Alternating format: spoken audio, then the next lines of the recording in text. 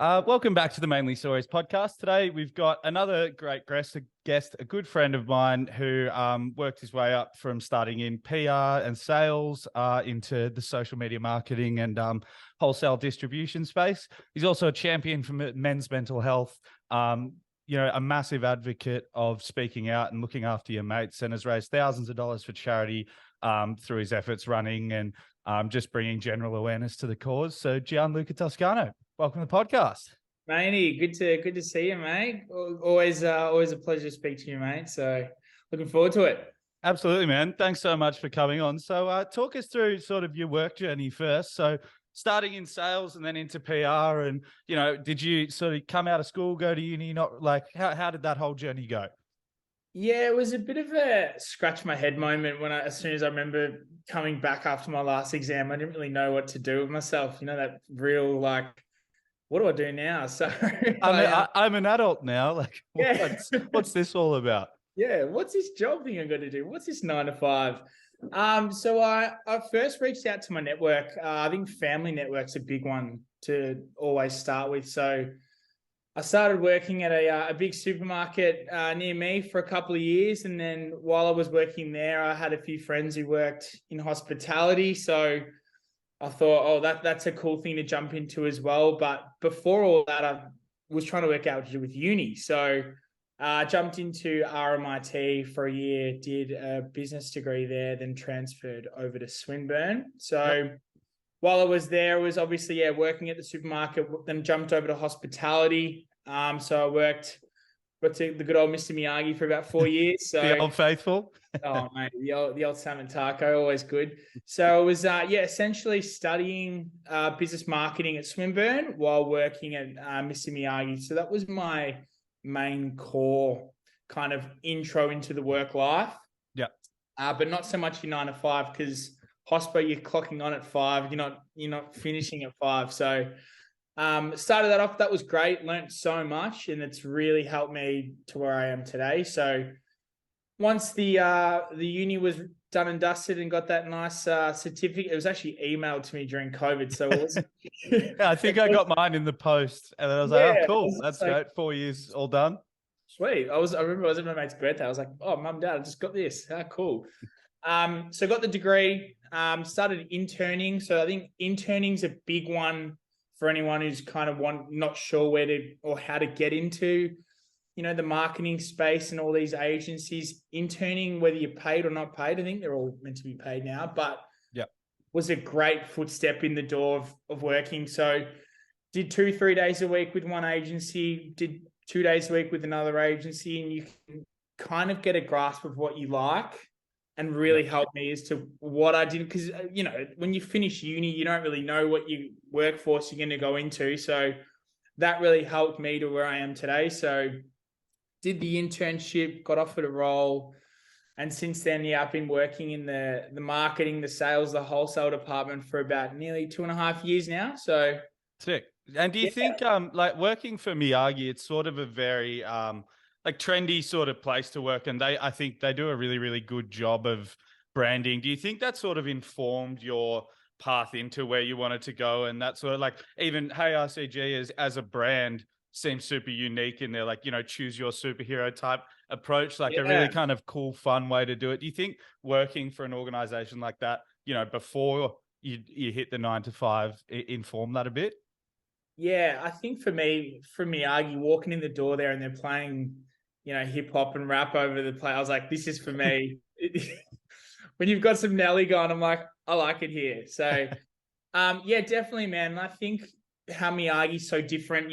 Everyone's like, oh, it's so cool to work here. You don't normally go into a restaurant and the waiters are sitting with you and saying, where are we going tonight? Like I've ended up going in for dinner with people that I first served. So that's for sure. Growing that relationship's key. And that's definitely helped me. Obviously with Hey RCG, we've got so many cool campaigns and ideas that we come up with, and that old retro superhero stuff, as you probably would have seen. That's something about me that I really like, is doing something different. So that whole different approach to hospitality, of going to sit with people, because when do you ever go to a restaurant and someone comes and sits with you, like, I'd be a bit, what the hell? But we really made it normal. So I think that's really helped me with work now, coming up with cool random ideas. There's never a bad idea. I think there's a Dr. Seuss quote or something that says, or whatever it is, but there's no such thing as a silly or creative idea in marketing. Yeah, for sure.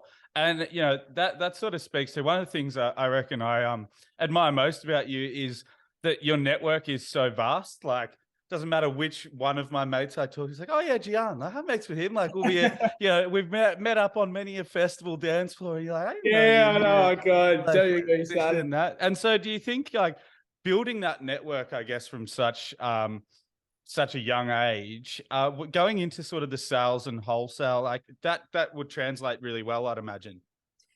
Yeah, well, funny you say that. So actually, one of my mentors who I met at Miyagi, he helped me land my first internship, which is really important. So that's not, it's not what you know, it's who you know sometimes. So, you can apply for all these jobs and everything, which is great. But if you speak to someone who, knows someone and can give you a lead, like I think Dom DG, who does those prints behind me, Yep.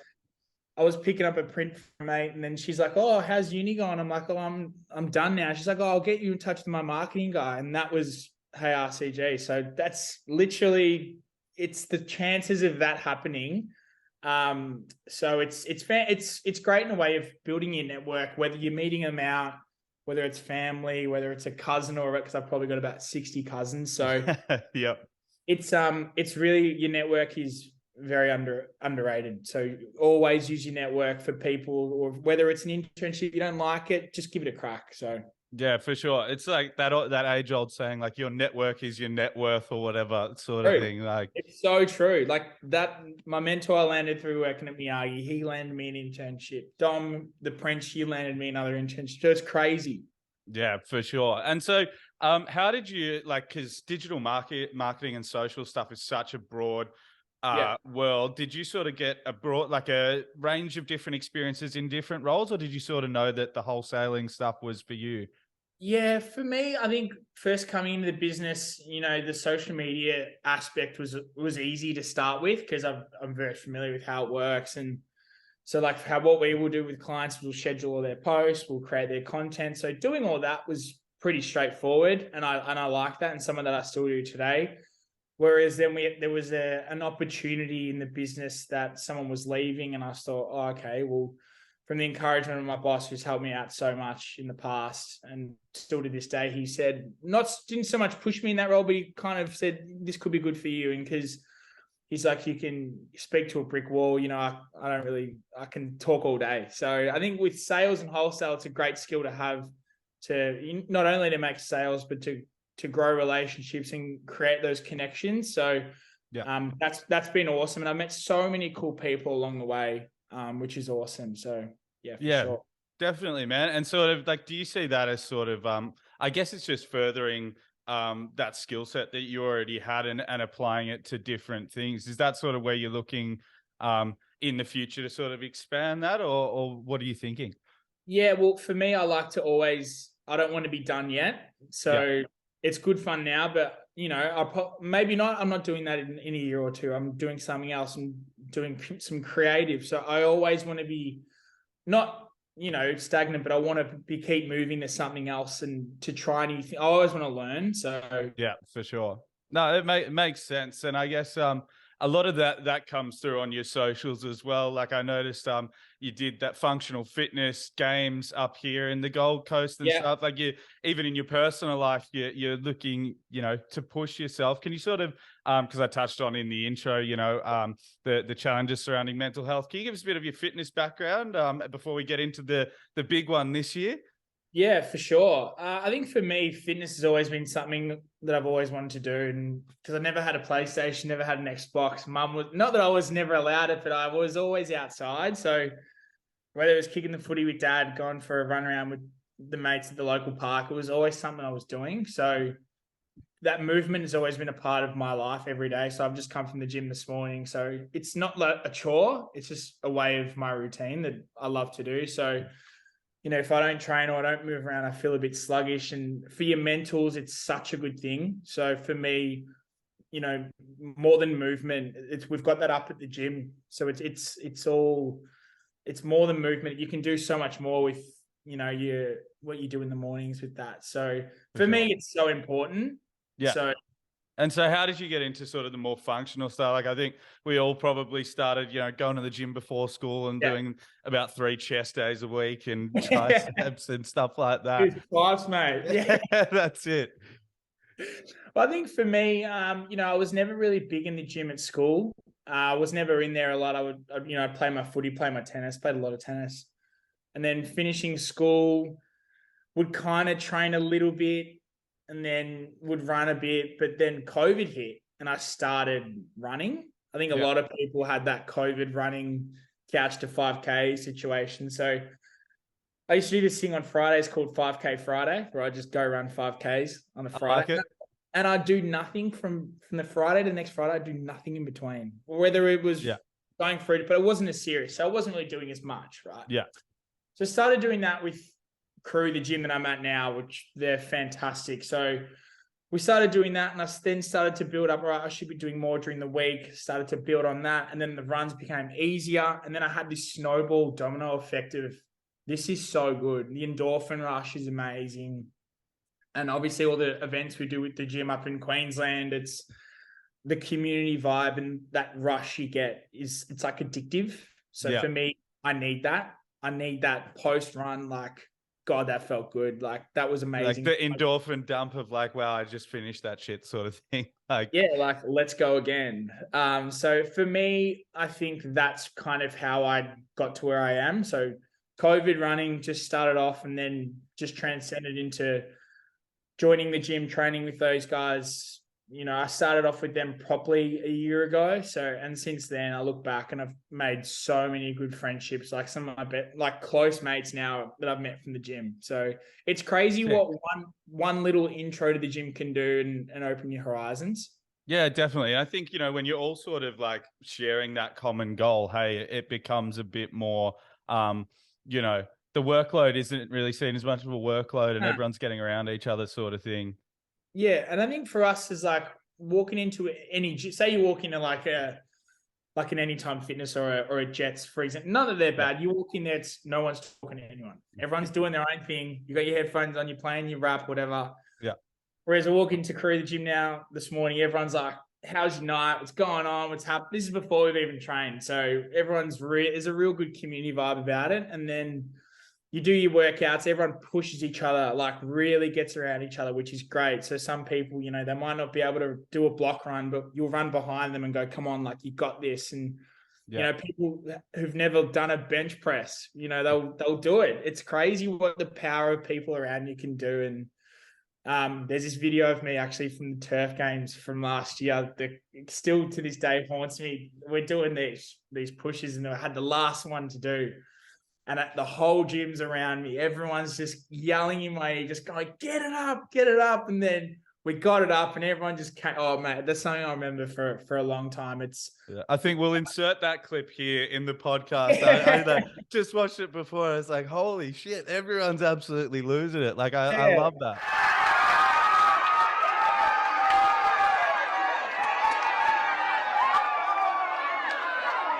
And I think that's so important, man. The connections you have with people in your workplace or your gym can really push you to things you couldn't have done before. So, like, I think a year ago, I didn't see myself doing that stuff. So it's crazy.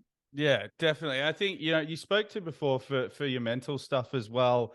How much exercise and stuff do you think community also, like for me at least as well, having that community, I think is, a really important thing for the mental side as well. Can you sort of speak to how that sort of informed your mental health and how you've sort of your journey? Yeah, well, touching, like you said, community, I think community is a big one, especially if you want to grow your friendships with people and go for a run with someone. Say you're having a bad day, you'll use your community as, let's go for a run. Like, we've got a little group chat of us boys from the gym that will say, hey, does anyone want to go for a kick, go for a walk? And it's like, yeah, sweet. So I think having that as a little safety net to land on your community is really fantastic. Yeah, for sure. And it's I guess like your network isn't only for work as well, sort of thing. It can be used in all facets of your life. True, very true. and it's whatever you use it for. You can use your network for going for a walk, for advice. You want to use it for, like you said, anything, any aspect of your life.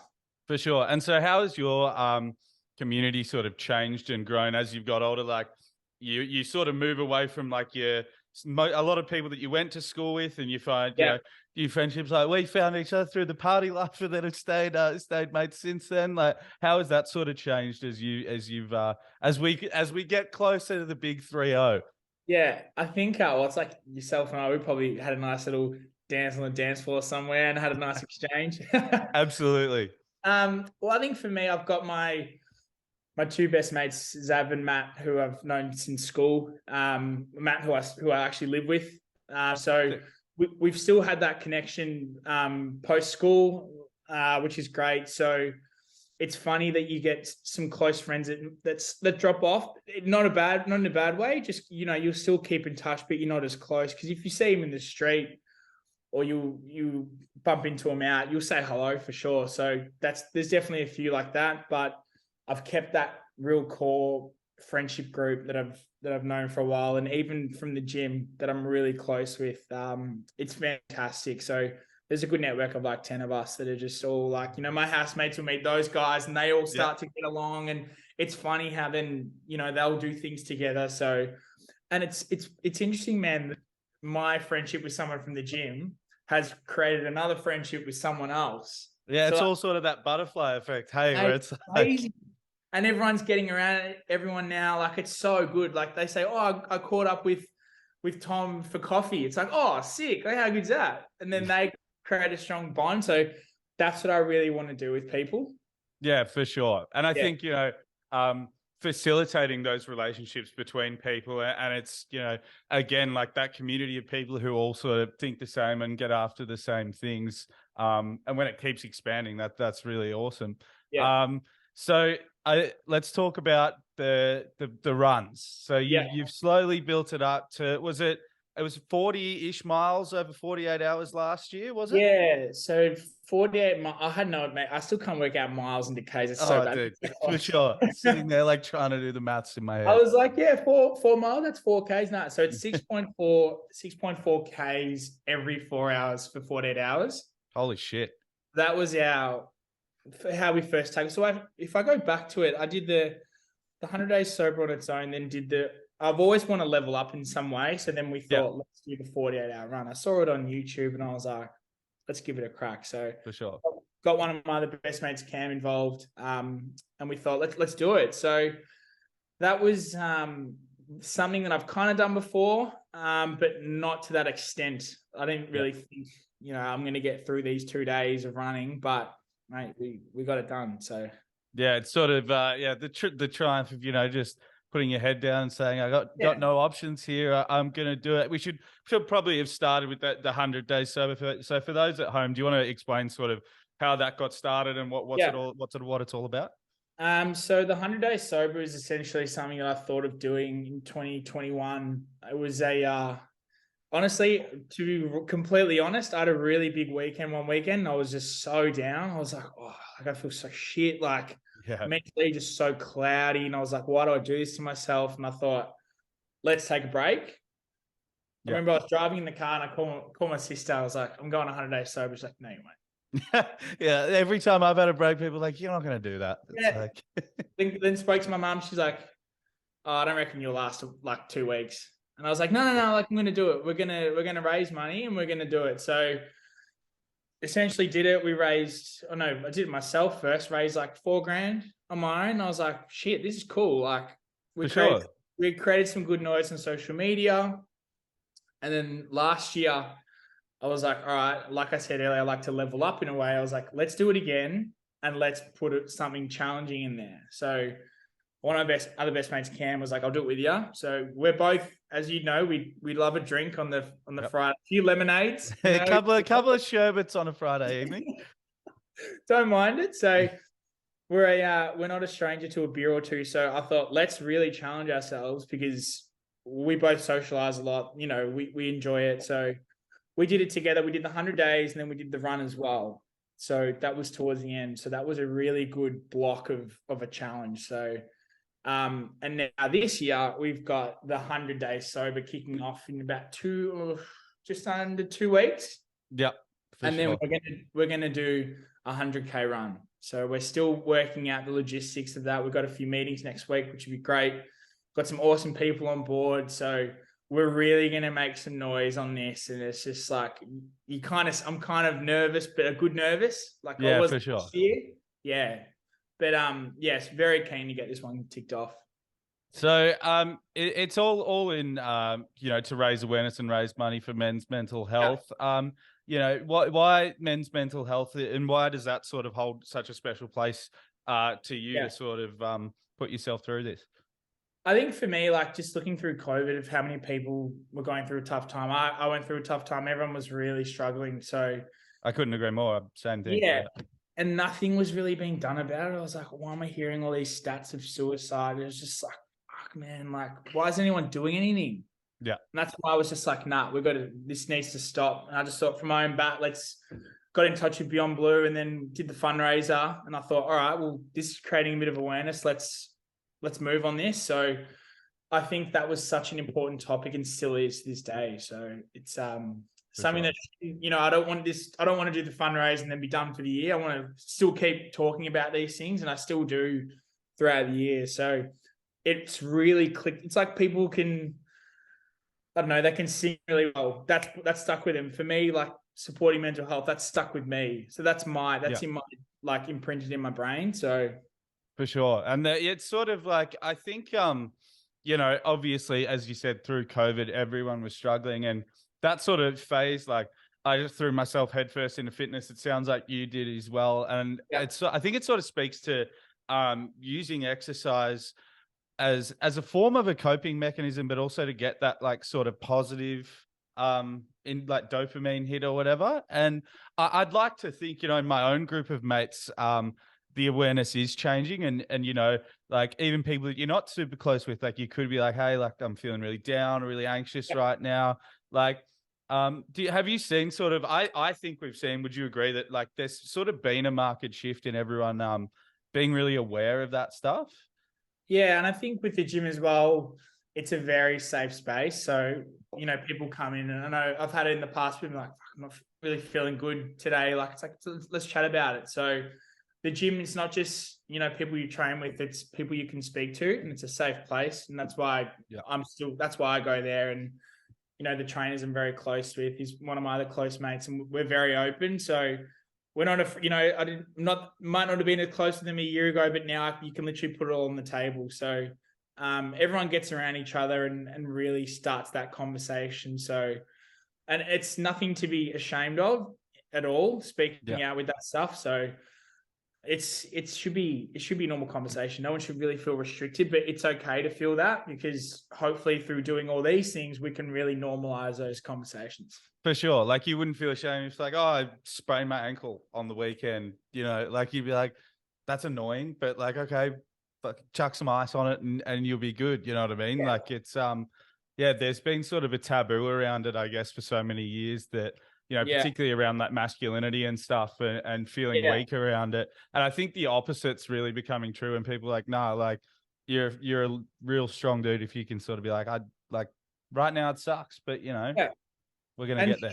Yeah. And showing emotions, I reckon it shows that you're stronger. Like having a little cry, mate. I had a little cry last week. It's nothing. We've all been there, mate. And I reckon it shows you more character and more strength in yourself, because you're not actually holding back and being weak. You're actually speaking up and showing that you care and showing emotion, which is a strong testament to anyone's character. So anyone who's listening or has a little cry every now and then and feels a bit down, it actually shows that you're strong and you're speaking out. So I definitely reckon keep moving with that for sure. For sure. And so with like the sobriety stuff as well, we're both no stranger to a beer or two every now and again. How did that first time go? Like, okay, for me, when I first in COVID, I had 2 or 3 months off drinking. I was like, fuck, I don't know when I was, since I was probably 17 or 18, I haven't had more than 2 weeks off since then. How did that affect you, and how did you find that process? It was a bit weird at first, because I did what's it called? Dry July. Did Dry Yeah. July in 2020 for a month with a few of the boys. So that was tough. Like that was hard because everyone's on house party, doing drinking games and all that. Like that feels like a lifetime ago. So I think then leveling up for a straight 3 months off was a bit. It was about, oh, this is tough. Like I remember the first weekend I walked into a house party with a pump water bottle, and I was like, it's gonna be a long 3 months. For sure. And did you get, I mean, I suppose for you, it's probably different because you're doing it for such a good cause. But I think a lot of the times, I don't know whether it's an Aussie thing or a dude thing, people are like, come on, just have a beer. What are you doing? Just like have a couple. Did you experience much of that? No, I think when people actually asked why I'm not drinking, I was like, oh, I'm going on holiday sober. What for? For mental health. It's like, oh, sick, that's awesome. Like there was no, oh, come on, just have one. Yeah. So I didn't actually have any of those encounters. It kind of made people aware of the cause as well. So I think me not drinking in that space creates an opportunity for them to say, hey, why aren't you drinking?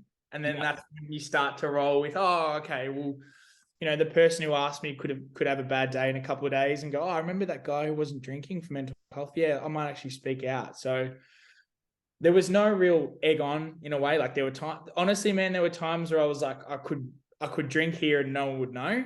Yeah. Okay. It happened last year, and I thought, I'm here in my apartment in Queensland. I'm with the boys. I could sleep, but I was like, nah. And looking back, I'm like, that's a real like, let's go. Like let's keep it going. So for me, it's just you got to hold yourself accountable, because if you're doing it and everyone's donating and saying you're doing a great job and I know I've slipped up, it's mentally not a good feeling. Yeah. Then you're going to end up feeling like, a piece of shit because you're like, yeah, I'm not. 100%. Yeah. 100%. People are donating like thousands of dollars, and you know that you've cooked it, and it's like, nah, you can't be doing that. So For sure. And I guess like each of those, like for me, whether it's like on a diet or whether I'm not drinking, I reckon every time you have those sort of like, oh, I could really go for like a beer here, or like, oh, fuck it, maybe let's get a burger, and you don't do it. It sort of adds to like, for me, your whole discipline and like your mental health surrounding that. You're like, yeah, I can do that. Like, and after that moment, you're like sick, and the momentum almost doubles, I reckon. yeah, and funny you say that. So actually, going back to when I started training, so I think the 520 wake ups was never. I don't think I'd ever said the words 520 wake ups ever. Yeah. Never a thing. But when you start doing it, you create. I think just the difference between discipline and I forgot what else it was, but doing the things you don't want to do.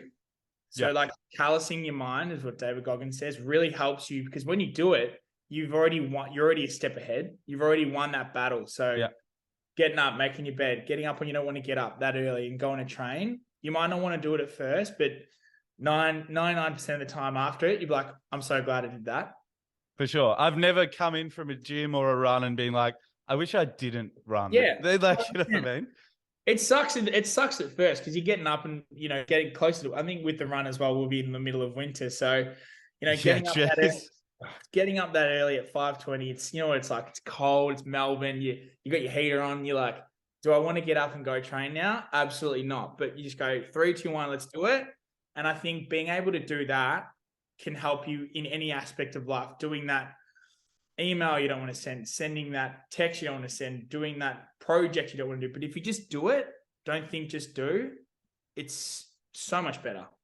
For sure. And not to, have too much of a Joe Roganism, but like that, Miyamoto Musashi quote when he's like, when you understand the way, you'll see it in everything. It's like, okay, well, my sort of personal thing is like being comfortable with being uncomfortable, but doing it anyway, I think really, for me, sort of speaks like, whether it's sending that text, putting yourself out there, like in a work capacity, asking someone out, going to a gym when you don't feel like doing it. It sort of all translates into the broader, I don't know, the way that your life runs, I guess. 100%, man. And like my boss says that every day, be comfortable being uncomfortable. Like in a good way, like not doing things you don't want to do at work. Yeah, of course. Not every time at work it's going to be enjoyable. Like say you've got to do, I know for me, if I've got to reach a target and it's hard and it sucks at the time, but it's going to help you grow. And once you get over that curve, anything else under that's like, sweet, no worries. It's like a run. So say you got to go run 30K. it's like, oh, gee, I don't want to do this. You get it done. Running 10K, 15K for some people is like, I can't do that. But for you, it's like, oh, sweet. I've done 30. I can do half that easy. Yeah, for sure. And Yeah. even the fact that like I hated the last 5Ks of that, but I did it anyway. So, Yeah. you know what? Like next time I'm in the hurt locker a bit, whether it's, doing functional fitness or on the Yeah. next run, you're like, whatever, it's fine. I've been here before. Yeah. And it's that extra K or that extra rep you got to do at the gym, right? You just think it's 2 to go. It feels like forever. But just think how many you've done to lead up to where you are now. It's Yeah. crazy. So if you just think, all right, so this happened to me. I had a half marathon for Beyond Blue end of last year, and we had like 4Ks to go. It was like nearly a 30-degree day. It was Was that the stinking. one in St Kilda where like Yes. it was? Yeah, I was there. My sister did the half, and it was an absolute stinker. Oh, mate, it was a killer. And there were people literally dropping in front of me. It was crazy. Like ambulances flying in. Like Mate, I was like, how I was running past, like, you all right? Like, I wanted is to this stop. okay? Like, I wanted to stop and help. I was like, I just got to keep going. So I remember that there was the 10K exit and the half marathon exit. yeah, Anya, I'm nowhere to lie. I was that close to being like, stuff this. Like, no one's, like I said, no one's going to know I haven't done it. No one's going to know. But I was like, nah, you've done this for purpose. So you keep going, literally, you keep going in your lane, metaphorically. Yeah. You got to keep going that way. So, and I thought it's just 4Ks, it's a lap around the 10. You've done it before. What's going to hurt? So I just said, let's go. So, very Melbourne thing to equate a run. It's like, okay, so how many 10 laps is left to go? For sure. And so with the 100 coming up, I mean, it's a daunting prospect. You talked about Goggins before. I don't know if you've read his new book. Absolutely phenomenal. Need to. Couldn't put it down. I couldn't recommend it more highly. That guy will make you want to go and like run through a brick wall. He's so motivational. What's the process like for training for such like your body's not meant to run 100K. So what are you thinking? I think first thing's fatigue. So previous runs I've done is really training when you don't, not when you don't want to, but when your body's saying like, oh, my legs are sore, that's when you should really be doing it. So one thing that helped me in the 48-hour run last year was, there were times after runs where getting up was like the slowest thing possible, but it's just getting going again. So training your body to be, running on sore legs. So a lot of strength training in your legs. Obviously your running's important as well, and being able to stay up as well in a way. So I'd done previous runs where we were running through the night where I'd finished working at Miyagi like probably 11:30, 12 a.m. and we'd be... I saw the photos of you like in hoodies running in the pitch black. They'd be like, what are you doing now? I'm like, I'm going to go run. They're like, what? I was like, Saturday night I'd go home, I'd kit up, the boys would come around and we'd run the Maribyrnong River at probably 2 to 6 a.m. Jeez. What's that like? Complete sort of sleep deprivation stuff. Yeah, it's tough. And that really helped me in the 48-hour run because we're, our cycle of 9 p.m. to 1 a.m., 5 a.m. You're getting up when you're normally sleeping. So it's just that quick little just shake it off and get going. So that did help me a lot, is that fatigue training.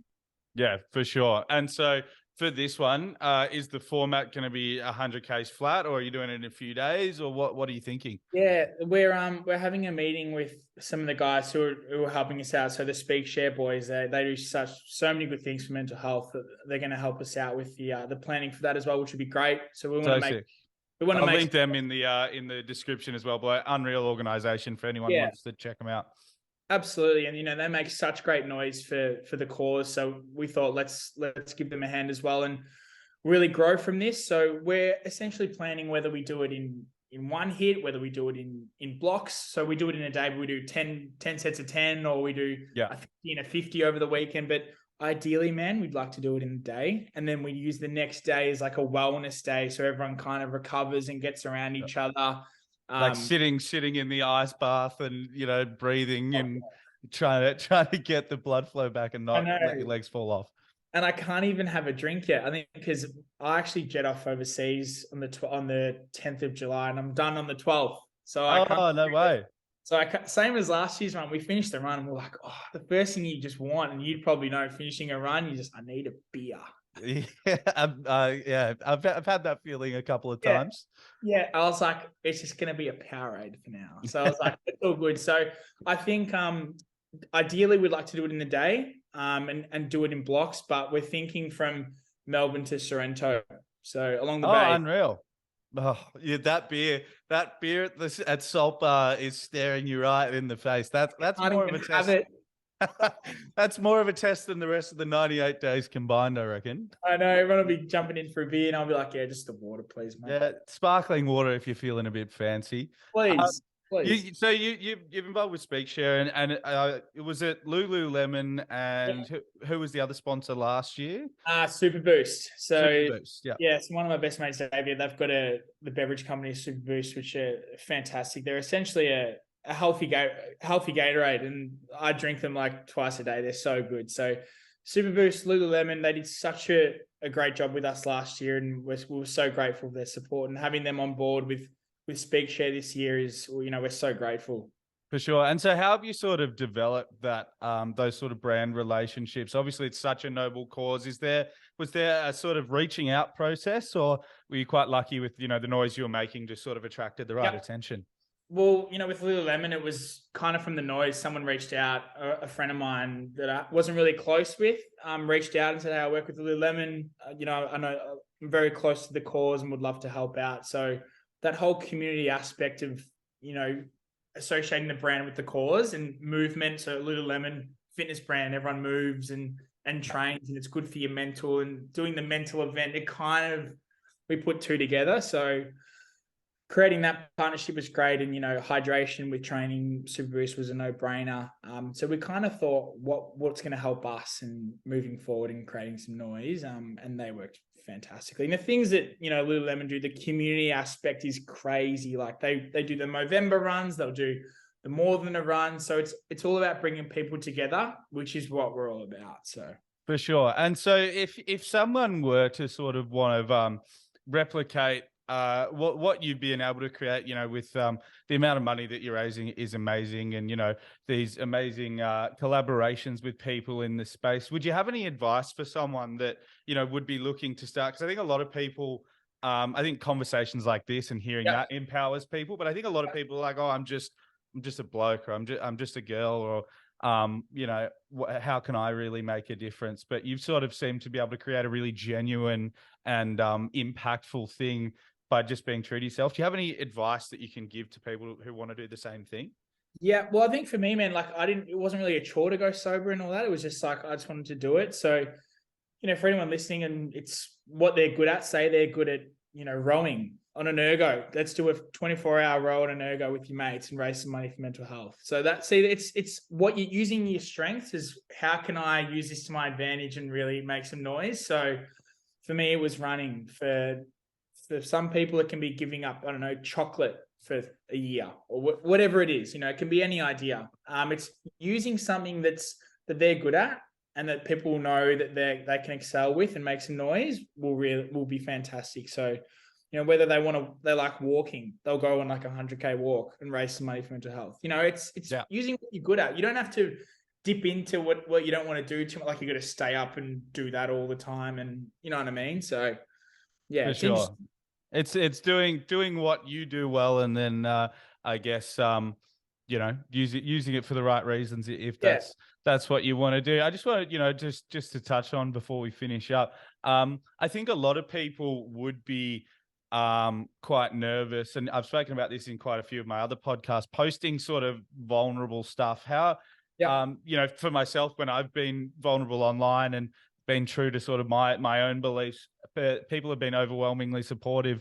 Can you sort of talk us through that process for you, and how you seem to have been becoming more and more open as time goes on social media? Yeah, for sure, man. Like, credit to everyone who does it, because it's not easy, whether it's, putting up a photo of their journey, their fitness journey, whether it's their like mental health journey, whether it's the alcohol journey. Like, people have got their own past that they're not afraid to show. And I think that's a true testament to their character and really shows the mental strength. And I hope people do that from that. So for me, it was, lockdown. I did this little campaign with these guys called One in All In, and we did a photo shoot and just spoke about being vulnerable, and I posted it on Instagram and had, during the midst of COVID, it was so important. And I think that really helped boom it. And I was like, okay, Yeah. this is okay. This is fine. Like, not that I was scared to do it and I was, scratching my head about it. I was like, it's important. And for me, I'm never afraid to share anything. So I think with all the mental health stuff now and all the stuff we're posting, you're never getting a bad comment or message. Like, I've had people reach out saying, hey, thanks for posting this. That song in your videos really helped me, get over a relationship or a breakup. And it's like that, those little things, man, can really help people. And I'm like, if me posting one thing about, how my day is going or how you're feeling, I hope it makes people do the same. Yeah, and it's almost like, even if it's that one message, like, when I posted a post last week about, got really lean in COVID, but then I lost my way, but now I'm finding it. So many overwhelming messages being like, oh, I'd never have the confidence to do this, but makes me feel better about, my own struggles with fitness. And, I think if it can do that for one person, Right. it's that, again, that effect that, you being friends with one bloke from Miyagi, which then they become friends, and it's that sort of butterfly effect. Hey, man, it's crazy. And like, excuse me, even with, like I said, it's the power of social media is crazy. Like, 10 years ago, we wouldn't have been able to do all these things because obviously the reach and our main source of all the information for the runs is all done through Instagram. Word of mouth used to be the way to do it, but I think 90% of growing of what we want to do is through social media. So, whether it's posting that video or that sending that message or putting that story out with a big message in it and being vulnerable, because I think that's so important. And like you said earlier, being comfortable, being uncomfortable is so important because it's going to really help people grow around you as well. So absolutely. if you see someone in the gym, busting their ass off, it'll be like, all right, let's use that motivation to get me moving. So it's like with Ned Brockman's run. I reckon majority of the country went for runs after that. Like, they saw that and they've gone, okay, let's do that. So absolutely. I went for my first run in years and I was like, yeah, that's what I knew it was hard, but that's way harder than I thought. Yeah. And even, I remember, man, to be honest, like, I remember we had to do these block runs at the gym. It was like probably a kilometer. Like, it was nothing. Yeah. And I was like, oh, I can't be bothered doing this. And I just thought, Ned Brockman's currently running across the Nullarbor in probably like scorching heat, and I'm complaining about doing 2 block runs. I'm like, John, shut up. It's funny how, like, you can see people, whether they don't want to post that post, but they remember, oh, that person posted about, their journey. I'm going to do that as well. Like, let's do it. So, man, and it's sort of like supporting that community that you're trying to build. Hey, and like empowering everyone to sort of get on board and I guess be more true to who they are. Yeah, it's so true as well. And it shows so much of your character and shows other people's character. They're not afraid to show their true colors, which is, what everyone should be doing. And I really hope that from what we're going to be doing with all this mental health stuff moving forward, people aren't hidden behind this persona or character that they've got to be this strong guy, like, walking around like nothing's wrong with me, but actually opening up and, having a good chat, having a cry if you need to. It's so important, and you feel so much better after it. Absolutely, man. I couldn't agree more. Well, thanks a lot again for coming along. Do you want to sort of, I'll link everything in the description. You want to let everyone know where to find you and the stuff for the fundraiser? Yep. So everything will just be on our socials. So just, my Instagram's just Gian Toscano and Cam's is Cam Arnold. So one of the boys is doing it with me. So we'll just be posting everything through our socials, and just so grateful to get this opportunity. And thanks so much for allowing me to have a chat, because I hope someone listening out there is, hope they're not having a tough time, but if they are, I really hope this helps them speak out and get some help and come for a run even. Absolutely. And yeah, I completely agree. And if you enjoyed that, guys, like, comment, subscribe. And Gian, thanks again. That was a great chat, dude. And I can't wait to see everything that's coming for you, dude. It's going to be a big year.